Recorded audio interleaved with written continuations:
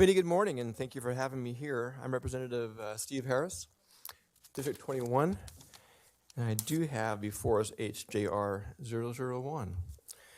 Not a lot of text here, not a lot of changes, but some important ones. So you'll hear a similar presentation to what we had in the introductory hearing. Now, I will say it's surprising to me that as legislators, certainly it makes sense that for a state like a small conservative state like ours, that we're not in session all year long. And I'm thankful for that. Most of us are business owners or farmers or otherwise gainfully employed the rest of the year.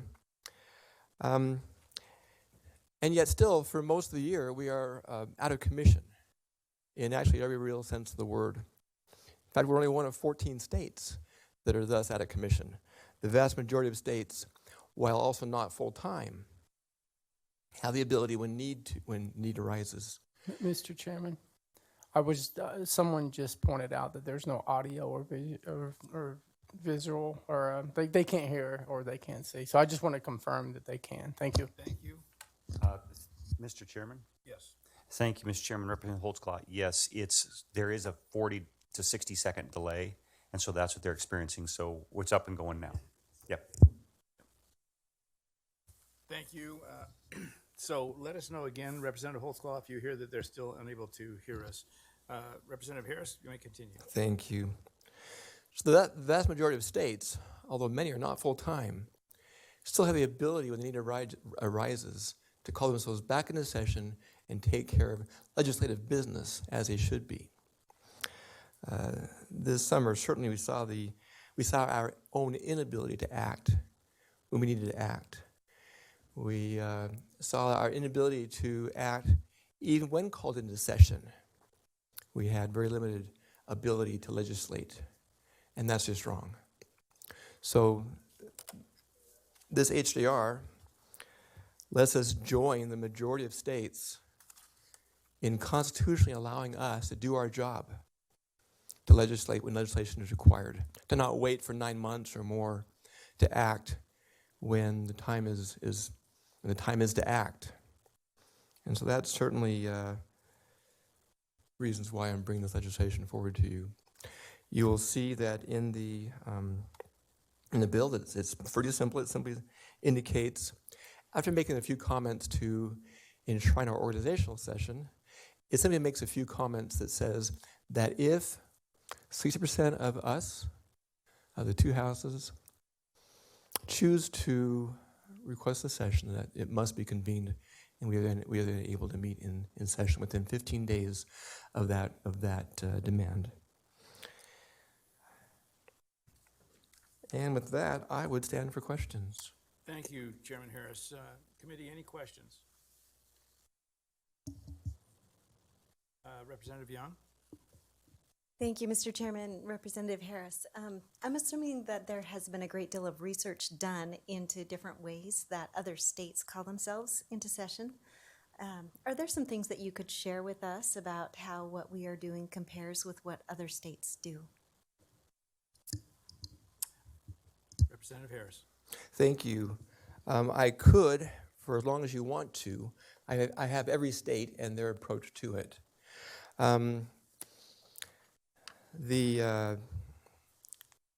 A few allow, well, first of all, I guess I'll just do it by summarizing. For those who do allow themselves to call themselves back into session, that a small handful simply requires the pro tem and the speaker to initiate that, cause it to happen. The vast majority require a 2/3 vote to do that. And then a few allow the 1/2, 50%, and a few require what they would call the 60%, 3/5.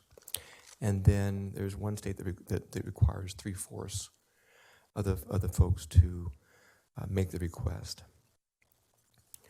That's a quick snapshot of the head count. If there was a more specific question, I would entertain that. Other questions, committee? Seeing none? Oh, I'm sorry. Representative Hanks, pardon me, I'll look further away. Thank you, Mr. Chairman. Um, So, Representative Harris, I do advocate for the change that we can call ourselves into session, so I appreciate you forwarding this bill. My concern is doing it in a way that would make it somewhat simple for us to do so. So my concern is on this wording, just that it's so very specific. I wonder if the 60% doesn't work, if we in time decide that the 50% plus one or the 2/3 would be better. It's in a constitutional amendment saying this passes. And so it would be more difficult to change this as a constitutional amendment than if this could be just included in code. What, do you have a comment or an answer for that, please? Representative Harris. Thank you, Chairman Barbieri and Representative Hanks. I do, in fact, have a comment about that. I am thrilled that it will be constitutional language, absolutely and for sure. If we had this in code, in my mind, there is only one direction this can go, and that is up. If we think we can bring in a 50% down from 60, that bill fails. It doesn't get signed. If we go from 60 to 75, that bill gets signed. One direction gets signed, one direction doesn't get signed. I do not want this in code. We need this protection in the Constitution, because if it's in code, that 60% can only go up. It can never go down. Representative Hanks. Thank you.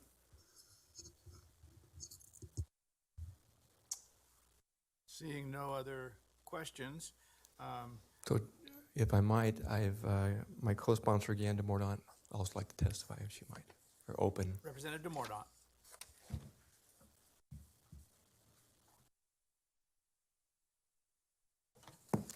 Good morning, Chairman Barbieri and committee members. I appreciate a minute of your time to stand before you and just reiterate the importance of what we're considering today.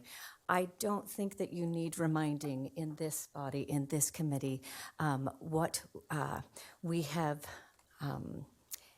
endured in the last, we're coming up on a year, in terms of the representative governance that we hold so dear in our Constitution that we have not had access to, nor have the citizens of Idaho had access to.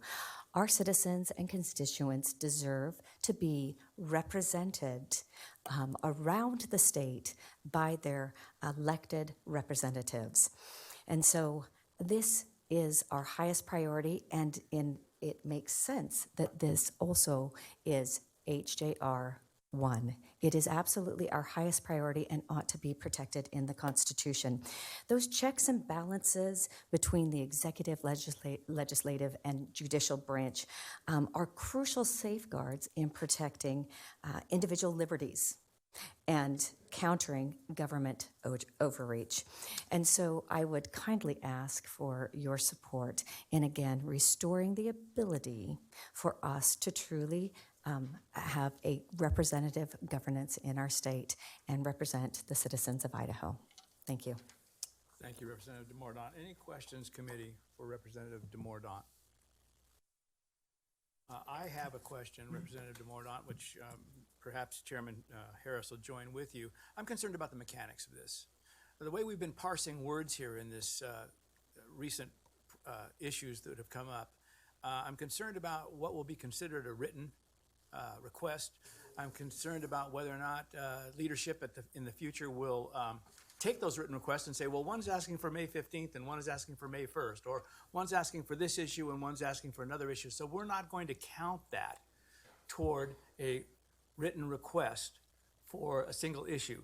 Can you address the process that we may, are you envisioning rule making? What are you envisioning here in terms of the process? Mr. Chairman, committee members, I will take a whack at this and then defer to my co-sponsor. But we have the word written in there. I imagine that it will not be difficult, considering the interaction that we have as legislators around the state, to to have a written request, written or email, but not specific there, to our leadership.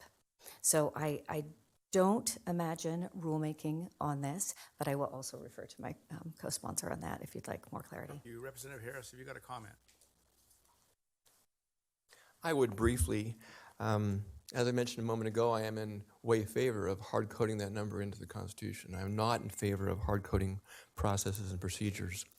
We make the statement that it exists. We keep the Constitution straightforward and in place.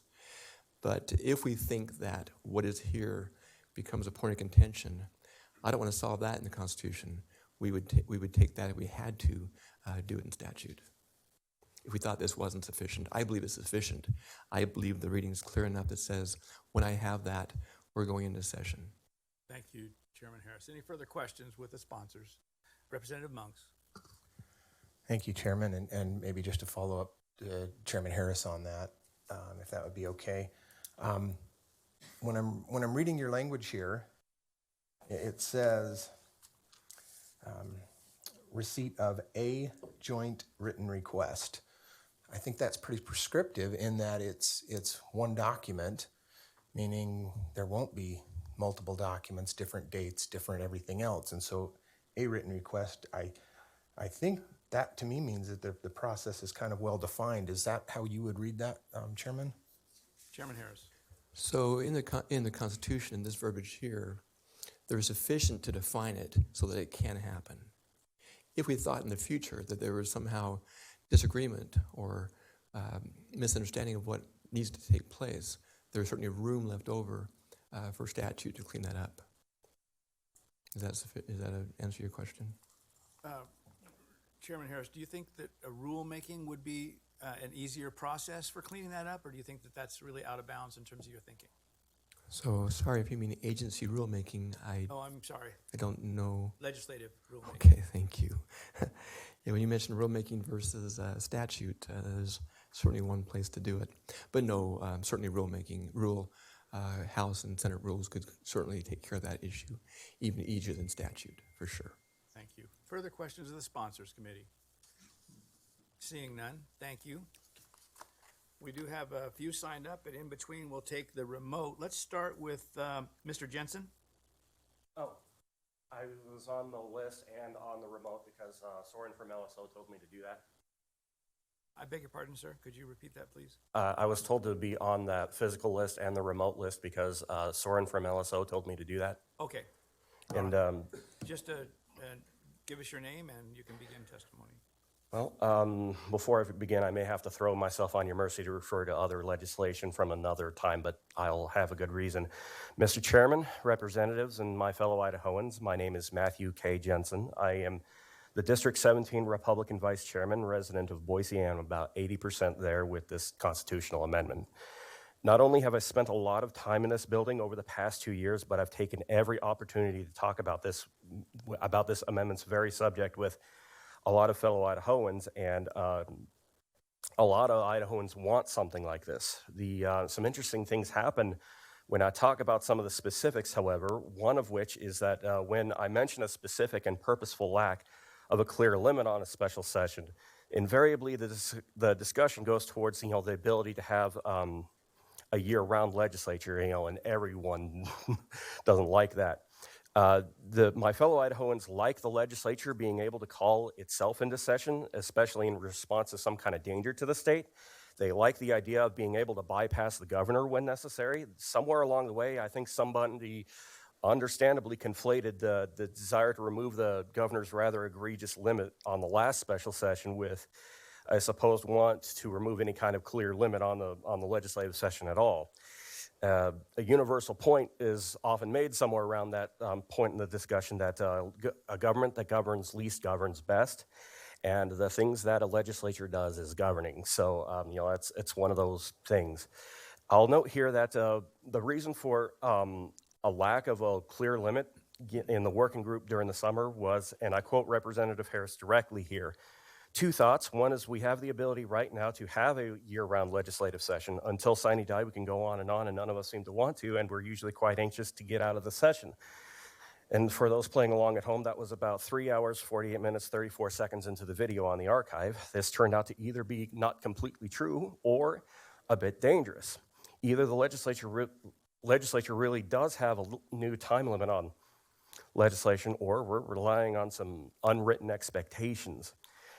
With the limits of a legislative session or just something as permanent as the Idaho Constitution, we can't just rely on expectations and the customs of our time. While it is good that you are not assuming any intentions of your current or future colleagues, normal everyday Idahoans don't actually have that luxury in this. With something as permanent as the Idaho Constitution, we need to get it right. And, we like the 60% change that was made since the summer. We like the changes from shall to must. We like the written request part that has a paper trail, but perhaps we could use something like making such written requests available as, a part of the public record or something. So please do pass this along, but if you could, please make a change to prevent a year-round legislature. If this passes without such language, there will be a session that will go off the rails, and most likely within my lifetime. And the part-time language is a start, but maybe it could use something more concrete. And with that, I'll yield my time, Mr. Chairman. Thank you, Mr. Jensen. Committee, any questions for Mr. Jensen? Seeing none, thank you, sir. Chairman? Oh, pardon me, Representative Monks. I don't know why. Thank you. Mr. Jensen, I'm confused at your comments about when you referred to what Representative Harris said. Right now, the way we currently run, there is no time limit on when we have to finish. We finish because we choose as a legislature to send ourselves home every year. We could, if we chose to, stay here much, much longer. And yet you kind of inferred that, I guess you questioned that comment about Representative Harris's that how that doesn't work. And I'm trying to understand that a little bit better. Could you expound a little bit upon how we're currently doing things and how you would think this would differ if we called ourselves back in? Mr. Chairman, Representative, so this came from studying the whole issue properly before even trying to write this. And there was that, what was it called? It's in my notes, the State Affairs Working Group, in the middle of the summer. And someone asked about, I'm forgetting exactly who, and I didn't write it down. Somebody asked about a legislative session going off the rails, and I'm not entirely sure if that has actually directly happened yet in Idaho's history yet, but it's one of those things where, where we need to, I think the comment was, turn the spigot off in that working group. And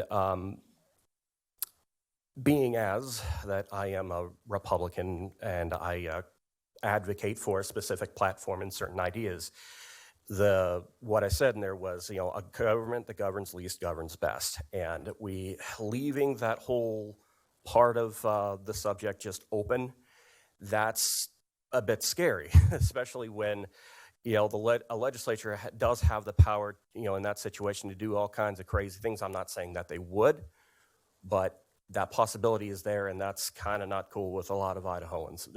Am I answering this correctly, or? Representative Monks. Chairman, I'm just trying to understand how it's different. How by this would make it different. That could happen at any time. The way we're currently set up, where we could continue to stay here for many months if we chose to, and so I'm trying to understand how this would make it different. Well, it's kind of not a good thing to have a year-round legislature, both by Idaho's current culture, its culture in the past, and from what people expect. And so the ability to have one, it isn't good. I guess I'm really stating this poorly. But I guess leaving it open-ended, I'm just repeating myself at this point, but maybe there isn't something that is going to go horribly wrong with just leaving it as the current language, but I don't know if I really want to leave it like that. Maybe just put in something like, you have to make a joint resolution every so often to say, okay, keep us in session rather than just rely on everybody's want to go home. Because the dangerous legislator is one that doesn't want to go home, I guess. Thank you, Mr. Jensen. Any further questions, committee? Thank you, Mr. Jensen. Greg, have you got someone signed up for? No one signed up for remote testimony. All right, please let us know if they jump on while we're still here. Thank you. Ms. Hatch? Okay. Oh, that's two. I'm sorry. Way down here. Ms. Martinez. Ms. Martinez.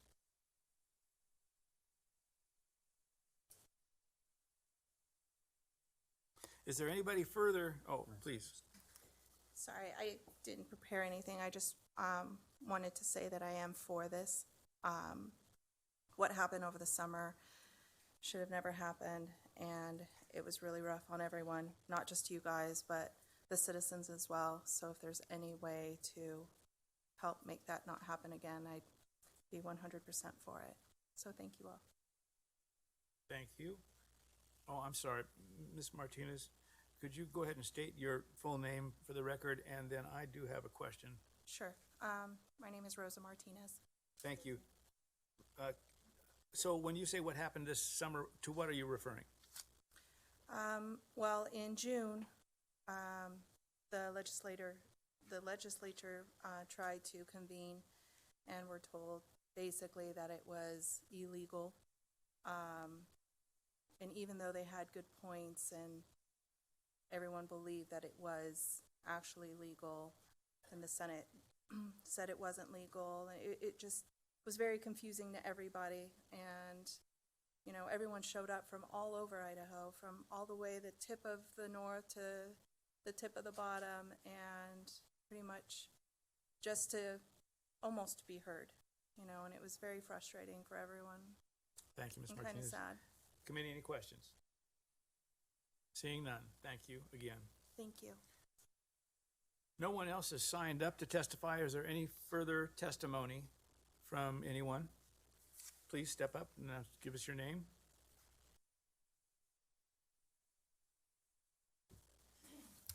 Hi, my name's Dana Clemo. I'm a 25-year Idaho resident. Mr. Chairman, I just wanted, and committee members, I just wanted to also state that I'm for this piece of legislation. I think it's important that the legislature have the ability to call themselves back into session under circumstances that occurred like over the summer, spring and summer. Thank you. Thank you. Any questions, committee? Seeing none. Thank you, Ms. Clemo. Representative Harris or DeMordaunt, have you got closing? There was nothing in opposition, but if you have something in closing, please feel free to address that. Just a real quick closing, I guess, Chairman. It was interesting that a lot of folks, a lot of us, wanted to come back in last summer and couldn't do it, right? Couldn't do it. Couldn't do it. Frustrating. Now we can. That's the difference. Now we can. Obviously, no one wants to be here past March 26th, do we? And then we go home. So whatever risks that might exist currently, those risks aren't changed at all. But now we have the ability that we didn't have last summer to do what we need to do. Thank you. Thank you. Further questions, committee? Seeing none. I have a question. Oh, Representative Gannon. Thank you. Thank you, Mr. Chairman, and Representative Harris. Oh, I'm sorry. Harris, if you will. I didn't realize you'd say. Closing questions? Closing questions? Chairman? Yeah, yes, on that we couldn't do it last summer. Representative Harris, I'm going to allow it. And I just want to throw this out as a thought at the same time. Is the rules provide that committees working groups can be formed, legislative council can have committees to evaluate and investigate, call witnesses, and maybe that would have been a way to to approach some of the contentious issues that we had last summer. What are your thoughts on that? Representative Harris. Thank you for that softball. I really appreciate that. So I was the chairman of the State Affairs Working Group last summer. That's what we did. I presented this resolution last summer in the working group. It was not picked up for the special session by the governor. Not surprisingly, but it wasn't picked up. I had this bill last summer and presented it to that working group last summer. So I appreciate that. That's why we need this to pass. Thank you. Thank you, Chairman. Committee, Representative Furness, please go ahead. Thank you, Mr. Chairman. Just for a comment, I'm just thinking about the part-time legislature and how that works, and I'm in agreement that we don't want a full-time legislature. But if you understand how legislature gets paid and reimbursed, you would know that we're incented not to be a full-time legislature. We get paid a certain amount every month. We don't get paid overtime. If we come back into special session, we get paid reimbursements on actual costs. And so for a legislature that has a full-time job, that works every day and tries to keep their job while we're in session, we're not incented to be a full-time legislature, even when they call us back into session. And so understanding that, I think that the check and balances for part-time legislatures are already in place. Thank you, Representative Furness. Representative Palmer. Mr. Chairman, I would move that we send HJR 001 to the floor with due pass recommendation. A roll call vote, please. Thank you. Representative Palmer, roll call vote. We have a motion committee. Is there any discussion on the motion? Representative Scott. Thank you, Mr. Chairman. I just want to share a couple comments and concerns. I will likely vote to hear this on the House floor, but some of my concerns is we can already call ourselves back to session, and when we start to question our ability as a legislator, as an equal branch of government, and we start calling and asking the executive branch, can we do this or can we not do this? Of course they're going to say, no, you can't call yourselves into session. But it is our job to address and make law. And so I think that this amendment is a little complicated. I don't think it needs to be this complicated. I think we could just simply state we may convene when deemed necessary. And I think, as Representative Furness said, absolutely, we do not want to be a full-time legislature. We are not incentivized to be a full-time legislature. But I just wanted to share those comments with you. I am concerned a little bit about the language that Representative Monks brought up, to have a joint written request and what that would look like. I think that could probably be fixed by a simple amendment if the body of the whole decides that. So I just want to share some of those concerns about this, and that's it. Thank you, Representative Scott. Further discussion on the motion. Representative Gannon. Oh, thank you, Mr. Chairman. I'm going to vote against the motion, but reserve the right on the floor to change my mind.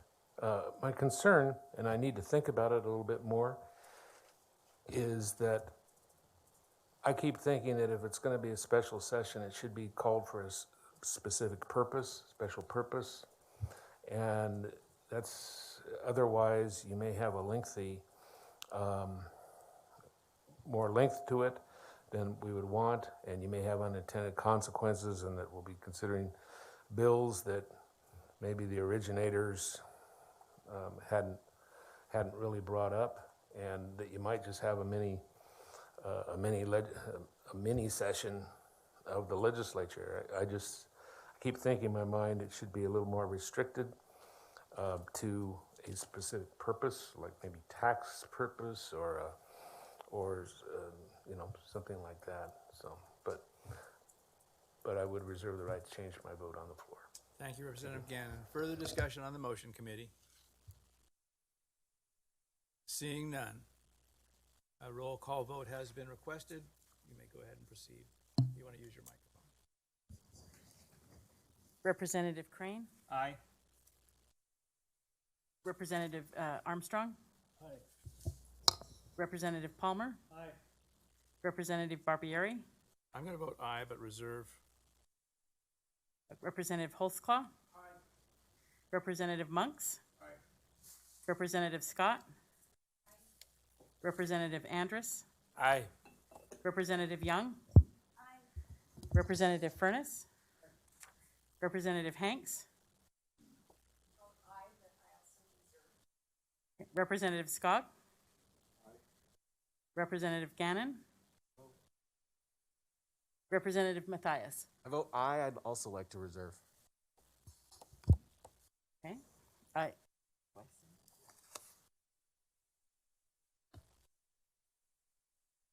14 of us. 13 yes. 13 and 1. Okay. Committee, you have 13 ayes and 1 nay. The motion passes. The bill will be sent to the floor with a due pass recommendation. Thank you, committee.